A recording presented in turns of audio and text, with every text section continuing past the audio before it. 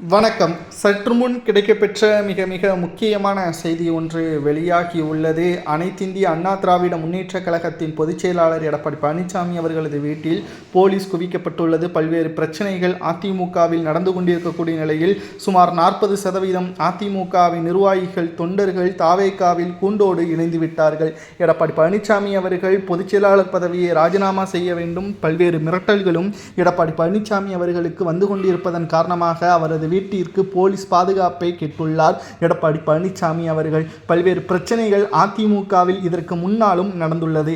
ஆனால் கடைசியாக ஓபிஎஸ் அவர்கள் ஒரு வார்த்தை ஒன்றை கூறியிருப்பார். எடப்பாடி பழனிசாமியை நம்பாதீர்கள், அவரது செயல்பாடுகள் சரியில்லை, அதிமுகவை தோல்வியை நோக்கித்தான் சென்று கொண்டிருக்கிறார், எடப்பாடி பழனிசாமியை நம்புவதால் எந்த ஒரு பயனும் கிடையாது என்று அன்று ஓபிஎஸ் அவர்கள் கூறியதை யாரும் ஏற்றுக்கொள்ளவில்லை. ஆனால் இன்று அது நடந்து கொண்டிருக்கிறது. அதிமுகவில் 40% தொண்டர்களும் நிர்வாகிகளும் பெரும் படையுடன் கூட்டமாக தாவேகாவை நோக்கி செல்வதும், அதிமுக இருந்த இடத்தில் தாவேகா தற்பொழுது உருவாகியுள்ளதும், திமுகவை எதிர்க்கக்கூடிய ஒரே ஆயுதம் தாவேகா தான் என்றும் கூறக்கூடிய வகையில் அமைந்துவிட்டது.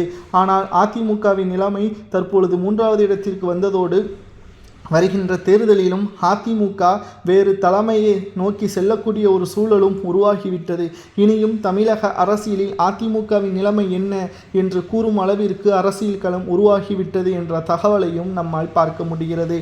அனைத்திந்திய அண்ணா திராவிட முன்னேற்றக் கழகம் எம்ஜிஆர் அவர்கள் உருவாக்கி ஜெயலலிதா அவர்கள் சிறப்பாக வழிநடத்தி மிகப்பெரிய ஒரு பக்கபலமாக இருந்த அதிமுகவை தற்பொழுது மிகவும் மோசமான நிலைமைக்கு தள்ளியது இவர்கள்தான் என்றும் கூறப்படுகிறது.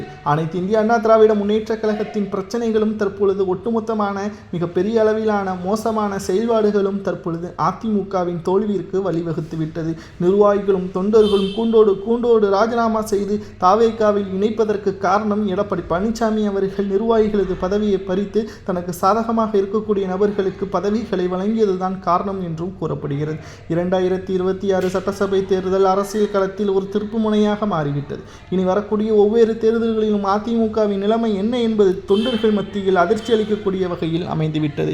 மக்கள் அதிமுகவில் இருக்கக்கூடிய பிரச்சனைகளில் தற்பொழுது வேறு கட்சியை நோக்கி செல்கிறார்கள். புதிய நபர்களும் புதிய தொண்டர்களும் அதிமுகவில் வருகை தருவது இல்லை. இளைஞர்களும் பெண்களும் தற்பொழுது தாவேகாவை நோக்கி செல்வதால் அடுத்த கட்ட வளர்ச்சி அதிமுகவில் இல்லை என்ற குற்றச்சாட்டுகளும் முன்வைக்கப்பட்டு வருகிறது. 2026 சட்டசபை தேர்தலில் அதிமுக தோல்வியடைந்த கையோடு எடப்பாடி பழனிசாமியை எதிர்க்கக்கூடிய வகையில் நபர்கள் அதிகமாகிவிட்டதால் எடப்பாடிக்கு பாதுகாப்பை உறுதி செய்யும் நோக்கத்துடன் தற்பொழுது எடப்பாடி பழனிசாமி அவர்கள் வீட்டில் போலீஸ் பாதுகாப்பை உறுதி செய்ய திட்டமிட்டுள்ளனர் நபர்கள். இதை பற்றி உங்கள் கருத்துக்களை கூறுங்கள்.